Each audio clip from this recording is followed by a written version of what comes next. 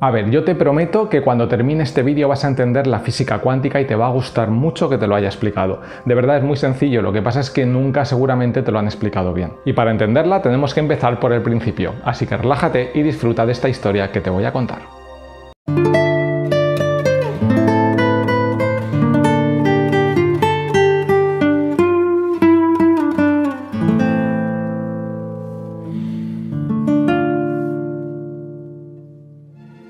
En el siglo V a.C., un señor griego llamado Demócrito de Abdera se levantó una mañana y se inspiró.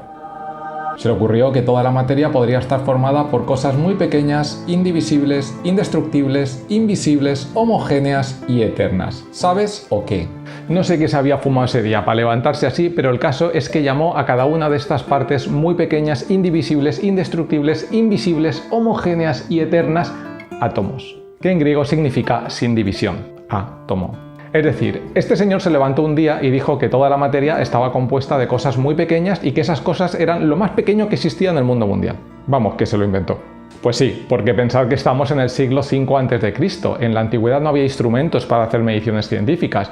Por eso he dicho que a Demócrito se le ocurrió. En ese momento esto era una idea filosófica de su escuela griega, que dio origen a una corriente filosófica que se llamaba atomismo, es decir, un grupo de personas que sostenían que la materia estaba formada por cosas muy pequeñas, indivisibles. Vale, sí, lo hemos pillado. ¿Y cómo se le ocurrió esto? Pues nadie lo sabe. Aliens. Como acabo de contar, en la antigüedad no había instrumentos científicos, por lo que las personas se basaban en su lógica para hacer razonamientos. Es decir, yo tengo una idea, por ejemplo, de que la Tierra es plana con la forma del logotipo de la constante de Planck. Yo te lo cuento, te convenzo y juntos creamos una escuela que defiende esa idea. Cuando mucha gente adoptaba esa idea, digamos que se oficializaba, pero esas ideas no estaban demostradas científicamente, solo eran ideas que gozaban de una cierta aceptación. Corrientes filosóficas había muchas, no solo el atomismo, sin duda os sonará otra que sostenía que toda la materia estaba compuesta de 4 elementos: agua, tierra, aire y fuego. Daos cuenta que sin tener ningún medio científico a su alcance, el ser humano siempre ha intentado dar solución a sus inquietudes. Si hace falta me lo invento y ya se demostrará después que es falso. Di que sí. Como nadie podía probar si el atomismo era verdad o mentira, porque no se tenían los medios para ello, la idea quedó ahí aparcada durante 2000 años.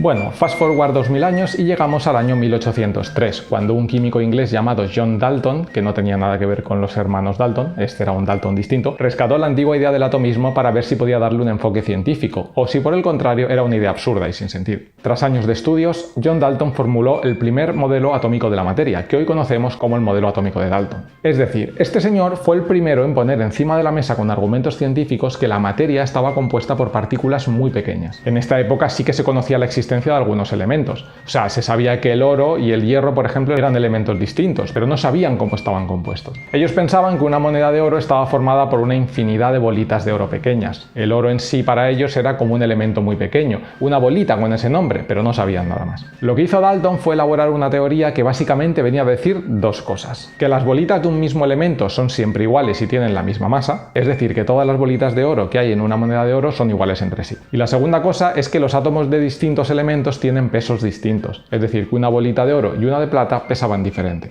Como el hidrógeno era el elemento más ligero que Dalton conocía, comparó el peso de cada elemento con el peso del hidrógeno. Es decir, él planteó que una bolita de cualquier elemento pesaba X veces más que una bolita de hidrógeno.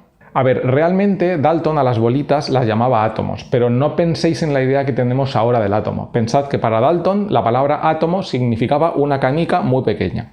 Él pensaba que estábamos hechos de canicas pequeñas, cada una de un tamaño y de un peso según el elemento químico que fuera, y ya está.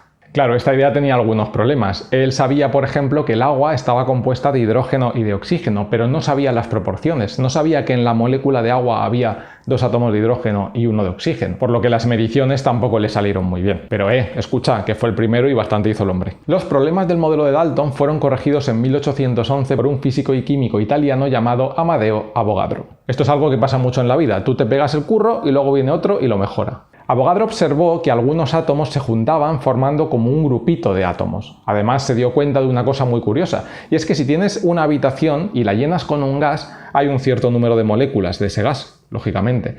Pero si la llenas de otro gas más pesado o de otro gas más ligero, hay el mismo número de moléculas. Es decir, Avogadro descubrió que la masa de un gas no afecta al volumen que ocupa. Esto es algo que seguramente ahora mismo te dé bastante igual, pero es más importante de lo que parece. Volveremos sobre ello más tarde. Avogadro fue la primera persona en hacer una distinción clara entre átomos y moléculas, aunque para él los átomos seguían siendo canicas pequeñas. Y todo esto en el año 1811, o sea, las mentes que tenían estas personas eran increíbles. 20 años más tarde, en 1831, nuestro queridísimo Michael Faraday descubrió que una corriente eléctrica genera un campo magnético y viceversa. Vamos, lo que llamamos electromagnetismo de toda la vida.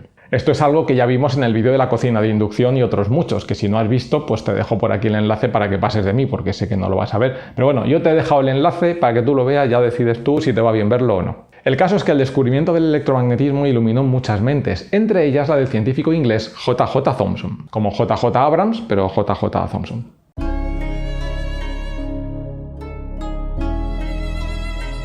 En el año 1897, este señor estaba jugando un día con unos electrodos cuando se percató de una anomalía extraña. Cogió un tubo de vacío, que es un tubo que está vacío, como un tubo con aire, pero sin aire, sin nada, vacío. Puso en un tubo de vacío dos electrodos que alimentó con un voltaje y vio que esto generaba rayos catódicos que iban de un electrodo al otro. Los rayos catódicos igual te suenan de algo porque es el principio de funcionamiento de los televisores de tubo, que se llaman por cierto así por el tubo de vacío que te acabo de contar. Estaba vacío de todo menos de significado. Normalmente las llamamos pantallas CRT, que son las siglas en inglés de tubo de rayos catódicos. Bueno, el caso es que Thomson se dio cuenta de que los rayos catódicos iban de un electrodo al otro, como era de esperar, pero si aplicaba un campo electromagnético, los rayos se desviaban. Claro, aquí pasaba algo raro. Ante este hallazgo, los científicos se posicionaron en dos grupos. Los que pensaban que los rayos eran átomos, es decir, que según ellos era una canica pequeña yendo a full de velocidad de un electrodo al otro, y los que pensaban que eran rayos de energía sin más. Vamos, que el rayo no incluía la canica no era free. A Thomson se le ocurrió que tal vez las canicas que ellos llamaban átomos podrían tener una carga eléctrica y por eso se desviaban. Pero claro, eso no le cuadraba mucho, porque si por ejemplo el electrodo era de hierro, el hierro no tiene carga. Tú tocas el hierro de normal y no te da calambre ni nada, con lo cual un átomo de hierro no debería tener carga y por tanto no debería desviarse, pero se desviaba. Thomson hizo varias pruebas con diferentes campos electromagnéticos y llegó a la conclusión de que las canicas voladoras tenían carga negativa. Pero eso no fue todo, sino que también consiguió medir el peso de esas mini canicas y se dio cuenta de que pesaban como 1000 veces menos que una canica de hidrógeno, por lo que no podían ser átomos del elemento del que estuviera fabricado el electrodo, el hierro en este caso, porque el hidrógeno es el elemento más ligero, y si las canicas voladoras eran más ligeras todavía, no tenía sentido. Debía ser algo mucho más pequeño. Como no sabía lo que era, llamó a esas mini canicas voladoras corpúsculos, como crepúsculo, pero corpúsculo. Y dedujo también que esos corpúsculos procedían de los átomos del electrodo,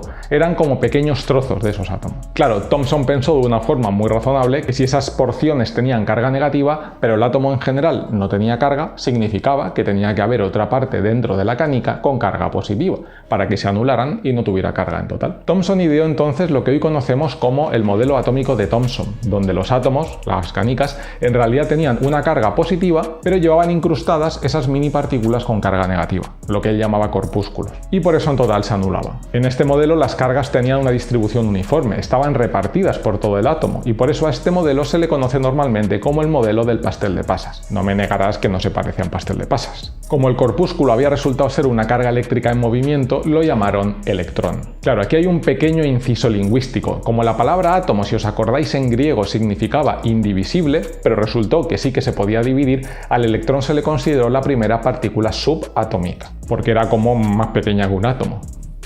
Claro, la idea de un átomo con forma de pastel de pasas, digamos que tenía algunas lagunas. En 1909, uno de los estudiantes de Thomson, llamado Ernest Rutherford, hizo más experimentos para intentar comprender la distribución de las cargas dentro del átomo. Rutherford se dio cuenta de que la gran parte de la carga positiva estaba concentrada justo